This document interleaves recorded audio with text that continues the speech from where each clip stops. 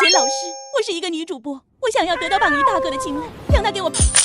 像这种情况，你们可能都会以为是要招财是吧？实际上呢，像比如说你做主播，一定要有什么呢？人气、人缘。做主播靠什么吃饭？靠嘴吃饭啊，是吧？所以呢，一定要有什么呢？有好的口才，而且呢，你说的话人家要相信、要喜欢才行。所以呢，我觉得是做主播最需要的东西。所以这种情况下面呢，我们不会说直接就推荐你招米的那些宝贝，会推荐你呢提升你的人气、人缘。和你的销售能力或者是口才能力的龙婆坤的人缘鸟必达，这尊呢是龙婆坤2539年督造加持的人缘鸟必达。人缘鸟呢在背面非常小，你看这尊人缘鸟，它不是销售能力，是销售的结果，让你能够有转化。所以呢，很多做销售的人呢都会佩戴人缘鸟，避开这种不利的磁场的效果，同时呢也有吸收好的这么一些运势，好的这么一些人缘贵人，以及你刚刚讲的一些好的转换都在这个里面。所以这一款呢是我比较推荐的。如果你想了解更多的佛牌知识的话呢，可以进到我们的粉丝群。